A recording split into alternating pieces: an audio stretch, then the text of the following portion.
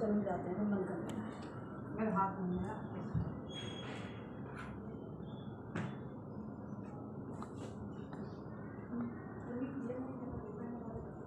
फिर सर याद रखना, central government will grant an order, no,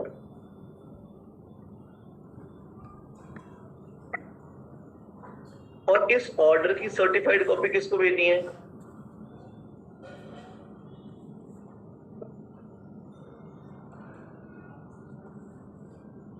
Saint to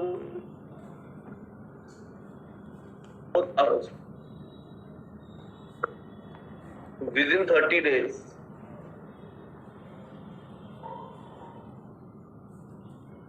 In form INC 28. और जो आपका न्यू ROC है ना, that will grant fresh certificate of, ऐसा क्यों? सर हम आरओसी तो चेंज कर ही नहीं रहे, फिर न्यू आरओसी कैसे आया? ये किसने बोला कि आरओसी चेंज नहीं कर रहे?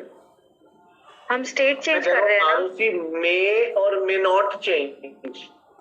आरओसी चेंज हो भी सकता है, नहीं भी हो सकता। अगर आप दिल्ली हरियाणा जा रहे हो तो आरओसी सेम रहेगा, फिर भी नया इनकॉर्पोरेशन सर्टिफिकेट तो लेना ही पड़ेगा, क्योंकि पहले आपका आ रहा था। आपके देखो, जो आपका सर्टिफिकेट ऑफ इनकॉर्पोरेशन आपने कभी देखा है कि नहीं? मैं आपको दिखाता हूँ। सर्टिफिकेट ऑफ इनकॉर्पोरेशन के ऊपर स्टेट लिखी होती है। तो पहले दिल्ली हरियाणा वाली आरओसी ने ही आपको सर्टिफिकेट कॉर्पोरेशन दिया था जिसमें दिल्ली लिखा हुआ था।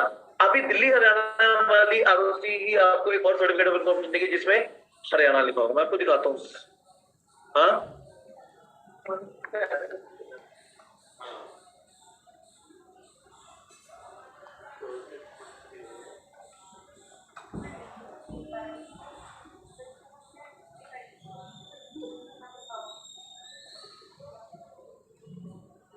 नहीं पूरा मैं आपको दिखाता हूँ।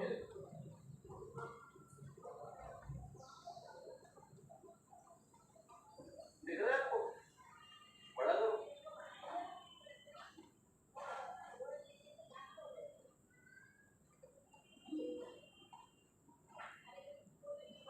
दिख रहा है?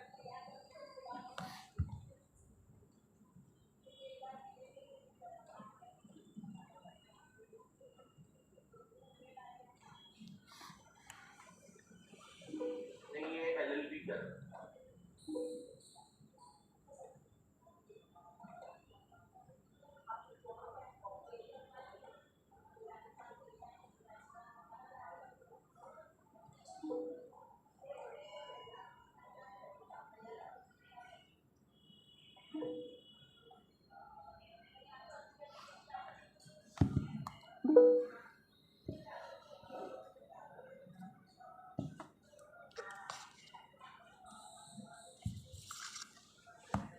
ये देखो,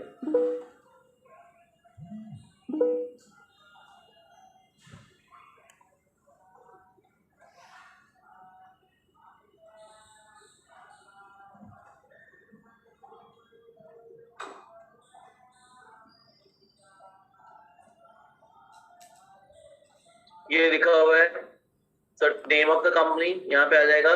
ये सर्टिफिकेट ऑफ इनकॉर्पोरेशन है, सिन नंबर आ जाएगा आपका, नेम ऑफ द कंपनी आ जाएगा, फिर उसके बाद वही आपका नेम ऑफ इनकॉर्पोरेशन आ जाएगा। और ये देखो यहाँ पे रजिस्ट्रार का यहाँ पे आ गया, name of the company and address. हाँ, ऐसे ही मैंने आपको ना इसमें ये इन्होंने पूरा छापा नहीं है किसी कंपनी का। मेरे पास पड़ा हुआ है, मैं आपको दिखाऊंगा लाके। इस लैपटॉप में नहीं है, मेरे लैपटॉप में पड़ा हुआ है।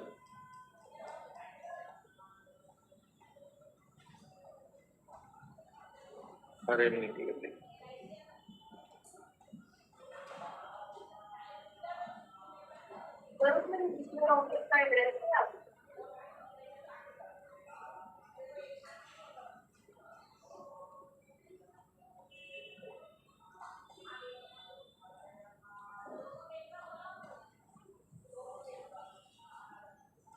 हाँ रजिस्टर्ड ऑफिस का एड्रेस होता है इसमें।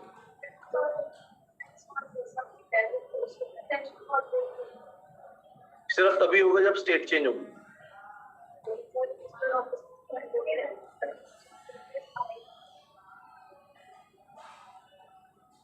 नहीं नहीं, जब भी आपका रजिस्टर्ड ऑफिस चेंज होगा आपको हर बार नया सीओआई नहीं मिलेगा। सर्टिफिकेट ऑफ इनकॉर्पोरेशन जब आपको मिलेगा, देखो जैसे यहाँ पे ये देखो ये एड्रेस लिखा हुआ है, आपको दिख रहा है, छोटा छोटा दिख रहा होगा, mailing address as per the records available with the ROC. तो ये आपका एड्रेस तो आता है कंपनी का।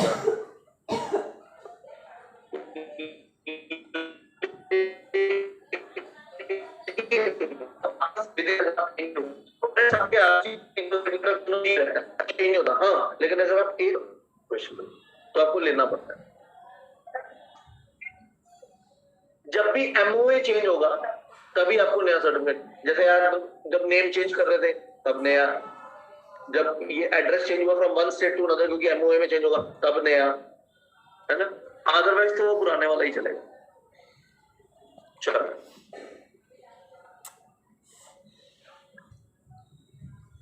अच्छा, एक बार प्रोसीजर पढ़ते हैं अपना।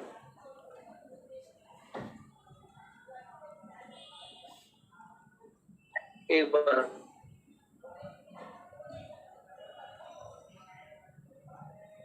तो प्रोसीजर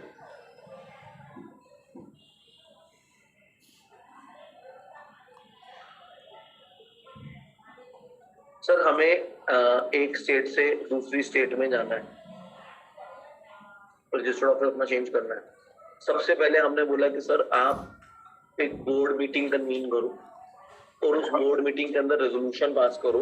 पहले तो बोर्ड कंफर्म करे, अगर बोर्ड कंफर्म कर रहा है फिर हम आगे बढ़ सकते हैं, नहीं तो आगे जगह नहीं सकते। तो सबसे पहले we have to send notice of board meeting, है ना, सेंड नोटिस ऑफ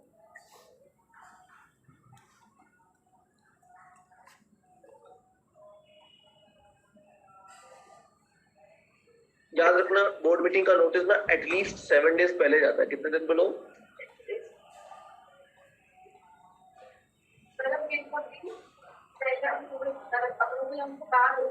नहीं, अब ये प्रोसीजर है, अब ये मैं स्टार्टिंग से आपको सारी बातें बता, फ्रॉम दी इंसेप्शन बता रहा हूँ सारा। पहला स्टेप क्या होगा, दूसरा क्या होगा, तीसरा क्या होगा। अभी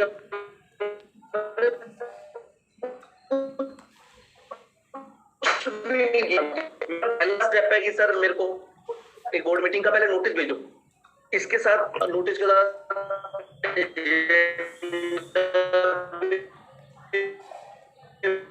भेजो एजेंडा में 3-4 बातें लिख लेता, ये बातें तो होनी चाहिए।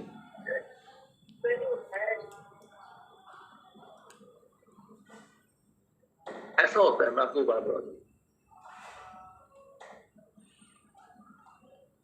कंपनीज एक्ट ये बोलता है कि जब हम बोर्ड मीटिंग का नोटिस भेजेंगे, एजेंडा भेजना जरूरी नहीं। कंपनीज एक्ट है, ये तो सेक्रेटेरियल स्टैंडर्ड्स कहते हैं कि बोर्ड मीटिंग का भी एजेंडा साथ में भेजना पड़ेगा बोर्ड में। लेकिन इस केस में तो कंपनीज एक्ट भी बोल रहा है कि बोर्ड मीटिंग के साथ उसका एजेंडा। मेरी बात समझ रहे हो कि नहीं? माने कौन कह रहा है ये डिफर कर रहा है। तो कभी भी ऐसा नहीं होता कि हम बोर्ड मीटिंग का नोटिस ऐसे ही भेज देते हैं, हम एजेंडा साथ में ही भेज, वो भेजना ही होता उसका, क्योंकि कंपनीज एक्ट नहीं बोल रहा। तो क्या हुआ, एसएस तो कह रहे हैं ना, एसएस भी मैंडेटरी हो गया, अब तो एसएस भी मैंडेटरी है। इंडिया वाइड ऐसी कंट्री है जिसके अंदर एसएस मैंडेटरी है। ये अच्छी बात है कि बुरी बात? बुरी बात है। ये बुरी बात इस सेंस में है कि ये शो करता है कि आप तब तक कोई चीज नहीं मानते जब तक कोई चीज मैंडेटरी नहीं है। ये आपका माइंडसेट बताती है कि आप किस माइंडसेट के लोग हो। और मैं आपको बड़ी हैरानी की आपको एक बात बताता हूँ, सेक्रेटरियल स्टैंडर्ड्स कौन इशू करता पता है? Secretarial standard board. और ये सेक्रेटरियल स्टैंडर्ड बोर्ड किसने बताया पता है? Institute of company secretaries of India ने। मेरे पापा ने, पापा का मेरे मतलब मेरे तो बड़े पापा वही हैं, इंस्टीट्यूट ऑफ कंपनी सेक्रेटरी, उसका मैं मेंबर मेरे बड़े पापा ने कुछ कहा था पहले, सेक्रेटरियल स्टैंडर्ड्स रिकमेंडेटरी समझते हो, मानना मानो, नहीं मानना नहीं मानो। तो मैं कहता हूं दुनिया का कोई बंदा माने ना माने, एज अ कंपनी सेक्रेटरी मुझे क्या चाहिए था कि मेरे बड़े पापा कह रहे हैं तो मैं तो मानो एटलीस्ट। लेकिन एज अ कंपनी सेक्रेटरी ने सेक्रेटरी स्टैंडर्ड का क्या किया? कंपनी सेक्रेटरी कहता कौन से मैंडेटरी है, भाड़ में जाए। इतनी तो शर्म रखते, इतनी तो शर्म रख लेते कि भाई तेरे जो नोडल, तेरी जो इंस्टीट्यूट है जिसके तुम मेंबर बने घूम रहे हो, उसने कोई चीज रिकमेंडेशन में बोली तो तुम्हें तो फॉलो करनी चाहिए, तुम्हें तो बाय हार्ट उसको फॉलो करना चाहिए, रिलीजियसली फॉलो करना चाहिए, तुम ही फॉलो नहीं कर रहे। तो जब देखो, जब माँ बाप की बात बच्चे ही नहीं सुन रहे तो पड़ोसी के बच्चे सुनेंगे। पड़ोसी का बच्चा कहेगा तू अपने बच्चे को तो समझा पहले, ये तो मानता नहीं है, ये तो तेरी सुनता नहीं है, मेरे को तू कहता है ऐसे कर ऐसे कर ऐसे कर, पहले इससे तो करवा ले। तो माँ बाप की बात का कोई असर ही नहीं रहता। इसीलिए आईसीएसआई को आना पड़ा आगे और बोलना पड़ा कि 2013 के बाद सर ये सेकेंडरी स्टैंडर्ड्स, इससे आपका माइंडसेट पता चलता है कि आप किस माइंडसेट के लोग हो। मैं अभी वो पढ़ रहा हूँ आईसीएसए इज आपका वो फॉरेन का, लंदन की सीएस है सॉर्ट ऑफ, जो आपके सीएस जिन्होंने इंडिया में सीएस कर लिया, वैसे तो 17 पेपर है, 17 पेपर है उसके, लेकिन हमें सिर्फ 3 ही पेपर देने, तो 3 पेपर दे देंगे तो हमें डिग्री मिल जाएगी वहां। तो मैंने कहा चल ज्यादा नहीं है, पढ़ाई कर लेते हैं। तो वो 3 पेपर पढ़ने, एक वो रिस्क मैनेजमेंट, एक आपका कंपनी लॉ, और एक आपका वो कॉर्पोरेट गवर्नेंस, ये 3 पेपर पढ़ने बस, और कोई नहीं। लंदन की सीएस हो जाएगी और उसकी एफिलिएशन 184 कंट्रीज से आता है। मतलब अगर आपने वहां की सीएस कर ली तो 184 कंट्रीज के अंदर अब आप कहीं पर भी जाके सीएस कर सकते हो, सीएस बन सकते हो। You can practise as a company secretary. इसमें कनाडा भी है, ऑस्ट्रेलिया, बड़ी बड़ी कंट्री सब कवर्ड है उसमें, मोटी मोटी, बड़ी वैल्यू है उसकी। तो मैं उनका कंपनी लॉ पढ़ रहा था, उनका कॉर्पोरेट रिस्ट्रक्चरिंग वाला वो पढ़ रहा था, तो उसमें कई सारी बातें उन्होंने लिखी हुई हैं कि this is recommendatory, however all the companies follow these provisions. These provisions are recommended. वो बहुत सारी चीजें रिकमेंडेशन ही कर रहे हैं, वो कहते हैं मैंडेटरी नहीं है करने के लिए, बट स्टिल वहां के लोग बाय हार्ट फॉलो करते हैं। ये होता है लॉ फॉलो करने का। आपकी तो कंट्री, आप ऐसी कंट्री हो, आपसे सीएसआर जबरदस्ती करवाया जा रहा है। कॉर्पोरेट सोशल रिस्पॉन्सिबिलिटी जिस कंट्री के अंदर मैंडेटरी हो जाए, मतलब इंडिया जैसी कंट्री में मैंडेटरी हो जाए, ये तो शेमफुल है। आप तो दान पुण्य और ये वो प्लांट मान, आपके अंदर तो रिलीजियस और ये सब इतना कुछ है। कोई धर्म उठा लो, कोई धर्म उठा लो, आप हिंदू ले लो, मुस्लिम ले लो, सिख ले लो, बौद्ध ले लो, हर वो बंदा कहता है कि दान करना, दूसरे की भलाई करना, ये तो अच्छी बात है कि नहीं? ये कोई धर्म मना करता है नहीं कि इसका भला मत कर देना, अपना अपना करो। लेकिन आप लोगों की कंट्री में सीएसआर क्या करना पड़ा? आपको चाहिए ना सेक्शन 135 आया है, शर्म से सब नीचा हो गया। क्यों करना पड़ा? क्योंकि आपकी कोई कंपनी सीएसआर करके राजी नहीं थी। प्रॉफिट्स कमा रहे, लेकिन सोसाइटी की तरफ ध्यान, तो जबरदस्ती अब आपसे कहा जा रहा है कि पुण्य करो, करना पड़ेगा, करवाना पड़ रहा है। और लोग, और बड़ी अच्छी बात उन्होंने भाई साहब ने बोली, ये बहुत चले, रविशंकर जी ने बड़ी अच्छी बात बोली कि मैंडेटरी करने के बावजूद गवर्नमेंट को बंदूक लेके कंपनियों के पीछे घूमना पड़ रहा है कि कर दी। तो एक कंपनी ने लिखा कि हमने बड़ा ढूंढा लेकिन हमें कहीं सीएसआर एक्टिविटी मिली ही नहीं। इंडिया जैसे देश के अंदर जहां पे पॉवर्टी, अनएम्प्लॉयमेंट, इलिटरेसी और ये और वो प्लांट का, उसको कहीं जगह ही नहीं मिली सीएसआर करने की। और क्या तूने कोई अरबों खरबों रुपए लगा देने थे कि इतना पैसा था सर मेरे पास लगाने के लिए कि मेरे को मिला ही नहीं कहीं पे। माने 4-5 करोड़ रुपया लगाना था, वो तो ऐसे पानी हो जाता है। भंडारा लगा लो 4-5 करोड़ रुपए, तो ऐसे किया। एक बात बताओ, ये सब देते हैं, ये demand this was happening, this was actually happening कि वो किसी एनजीओ के साथ टाई अप कर लिया, एनजीओ को सीएसआर का पैसा दे दिया, बोला 40% आप रख के 60% मुझे साइड से कैश वापस कर दो कंपनी को, एंड दिस वॉज हैपनिंग। तो अभी उन्होंने नया रूल्स में चेंजेस किया सेक्शन 135 के अंदर। दे सेड कि खाली देने भर से काम नहीं बनेगा, कंपनी मस्ट एंश्योर कि वो पैसा एक्चुअली यूटिलाइज हुआ। जब तक वो पैसा यूटिलाइज नहीं हो जाता तो तब तक कंपनी एनजीओ का पीछा नहीं छोड़ेगी। तो अब कंपनियों को उसमें लगाया जा रहा है। माने दिस इज शेमफुल। माने किसी दूसरी कंट्री के अंदर होता, माने चाइना के अंदर ऐसा होता, पाकिस्तान के अंदर ऐसा होता है, किसी ऐसे XYZ किसी कंट्री के अंदर ऐसा होता तो समझ में आता। हमारी कंट्री जहां पे दान पुण्य की इतनी वैल्यू ये करते हैं, हर बंदा कहता है दान करो दान करो दान करो। कोई गरीब कंट्री ऐसा करती तो वो बात समझ में आती। हम लोग तो इतने फ्लरिशिंग अच्छे लोग हैं यार, हमने किसी भिखमंगे को नहीं बोला सीएसआर करने के लिए। बड़ी बड़ी कंपनीज के ऊपर ये हमने कंप्लायंसेस डाले कि आप करो सीएसआर।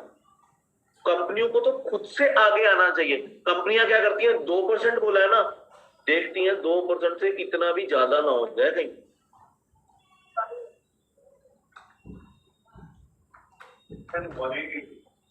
पॉलिटिकल पार्टी को 7%, 7.5% तक देना चाहिए कंट्रीब्यूशन, और उसकी तो अब लिमिट भी हटा दी है।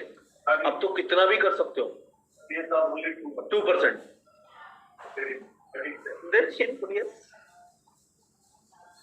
एक्चुअली कंपनीज एक्ट बनाने वालों को भी पता है कि पॉलिटिकल कंट्रीब्यूशन ज्यादा होने वाला है और सीएसआर कम होने वाला है।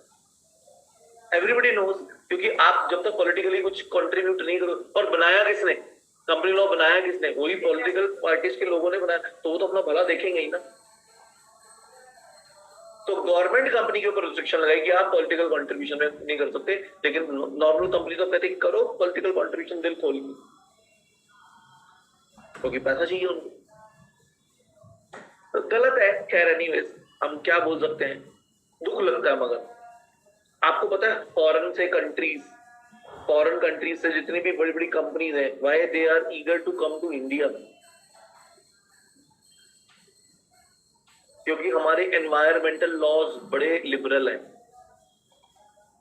कितना भी पोल्यूशन करो, कितना भी गंद मचाओ, नदियां गंदी करो, झरने खत्म कर दो, पहाड़ के पहाड़ उड़ा दो। I was reading an article कि राजस्थान के अंदर एक लाल पहाड़ का बिग माउंटेन, लाल पहाड़ के नाम से बोलते हैं, उसमें से एक पत्थर निकलता है जिससे जो घरों में लगता है। तो एक कंपनी ने एप्लीकेशन दिया for extraction of that stone from that mountain. तो गवर्नमेंट ने उसको बोला कि ओनली 30% एक्सट्रैक्शन अलाउड है, पूरा पहाड़ मत उड़ा देना। नहीं, कितना परसेंट बोला? 70% पहाड़ ऐसे ही खड़ा रहना चाहिए, 30% एक्सट्रैक्शन अलाउड है। जब आपने इस पहाड़ का 30% एक्सट्रैक्ट कर लिया, उसके बाद आपको इसको छोड़ देना है एज इट इज, फिर हम दूसरे पहाड़ पे आपको देंगे। मतलब कुछ ये पहाड़ भी तो खड़े रहने चाहिए ना, कल तो ये तो खत्म हो जाएंगे सारे। नहीं तो 100% एक्सट्रैक्शन हो गया, पहाड़ है ही नहीं आज। वो प्लेन हो गए, जगह सपाट हो गई, वहां पे कोई पहाड़ नहीं बचा वहां पे। अब गवर्नमेंट को होश आई कि अरे तुम्हें तो हमने 30 कहा था, तुमने तो ये तो तब देखना चाहिए था ना जब 30.1 हुआ। ये तो तब देखना चाहिए था। ये 100% पे याद आई। अब बन जाएगा वापस से पहाड़। अब तो गया, अब क्या होगा ज्यादा, उसके ऊपर आप पेनल्टी लगा दोगे, यही होगा ना। कि भाई आपने एनवायरमेंटल का इतना लॉस कर दिया, चलो पेनल्टी पे करो। यही तो वो कंपनी चाहती थी कि ऐसे नहीं तो वैसे अलाउ कर दो। This is how things are going on. Forest के कोई रूल्स कंप्लाई नहीं हो रहे। फॉरेस्ट अधिकारियों से जाके कभी बात करो तो आपको पता चलेगा कि जितने स्मगलर्स हैं, जितने बड़े बड़े तस्कर, ये सब they are moving there freely, कोई किसी को रोकने टोकने वाला नहीं।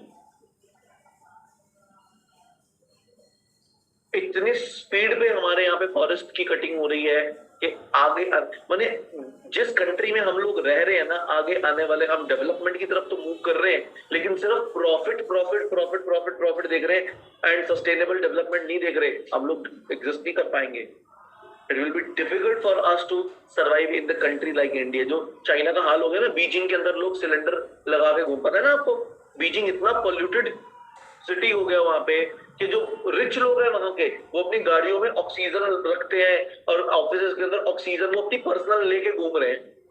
यही हाल आपका हो जाना आने वाले वक्त में, अगर आपने ध्यान नहीं दिया तो। चलो, ये सारी बातें मैं आपसे इसलिए करता हूं क्योंकि कल को आप किसी कंपनी के कंपनी सेक्रेटरी बनोगे। अगर आपकी कंपनी कोई ऐसा गड़बड़ करती है, कोई गलत काम करती है, ये आपकी जिम्मेदारी है उसको सही सीख देना, उसको सही रास्ते पे डालना। और ये गलत है, ऐसे नहीं हो सकता। We should follow that. नहीं तो अदरवाइज अगर हम लोग एक्शन में नहीं आएंगे ना तो बहुत देर हो जाएगी, फिर कुछ नहीं हो सकता। चलो अच्छा, अब हमने ये जो बोर्ड मीटिंग का हमने कहा इसमें 3-4 एजेंडा तो होने चाहिए। पहला, आप इसमें एजेंडा डालना for shifting of register office, ठीक है? Shifting of register office. दूसरा, एक वो ईजीएम का जो अप्रूवल है, approval of notice of EGM, approval of notice of EGM, ये इसका भी एक रेजोल्यूशन पास करना पड़ता है कि भैया हमने ईजीएम का एक नोटिस बनाया, इसको रेजोल्यूशन पास करो, आप इसको अप्रूव कर रहे हो या नहीं। दूसरा, तीसरा, हमने कहा सर ऑथराइज करना पड़ेगा आपको किसी डायरेक्टर को या कंपनी सेक्रेटरी को कि वो क्या साइन कर सके। नोटिस को साइन बोलते नहीं, ऑथराइज डायरेक्टर और company secretary to sign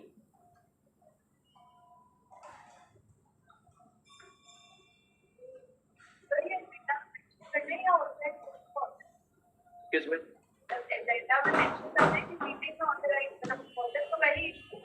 notice में हम ये सारे एजेंडा पॉइंट्स में डालेंगे कि हमने ये 4 बातें डिस्कस करनी है जी, और इन चारों पे रेजोल्यूशन पास होंगे अलग अलग। इसका रेजोल्यूशन अलग, इसका रेजोल्यूशन अलग, इसका रेजोल्यूशन अलग। और ये जो चौथी बात है, क्योंकि ये हमने बोला कि आपका जो भी है ये कहाँ पे होगा, सेंट्रल गवर्नमेंट, तो सेंट्रल गवर्नमेंट कौन जाएगा?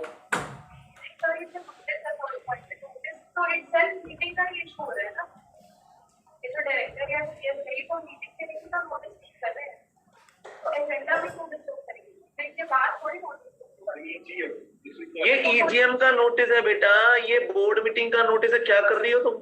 कंफ्यूज कर रही हो? हाँ, बोर्ड मीटिंग के नोटिस में हम ये डालेंगे कि हमने उस जो हमारी बोर्ड मीटिंग होगी ना उसमें ईजीएम का नोटिस भी अप्रूव करना है, क्योंकि वो कोई सेंड भी तो करेगा ना नोटिस। और चौथी बात है कि sir we will authorise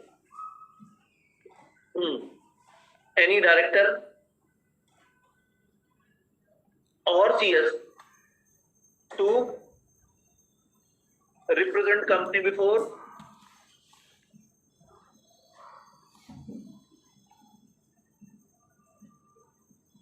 central government, ठीक है?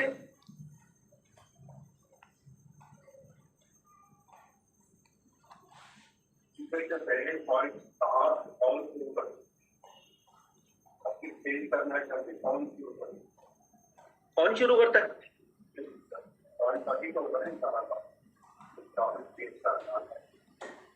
ये तो बोर्ड ही डिसाइड करता है।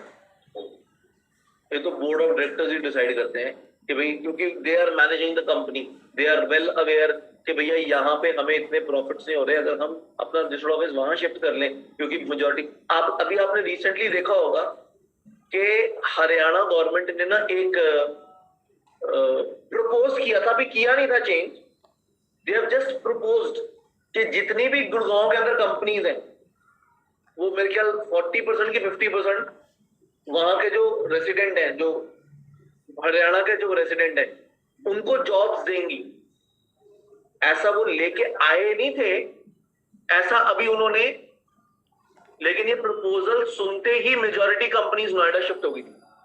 क्यों?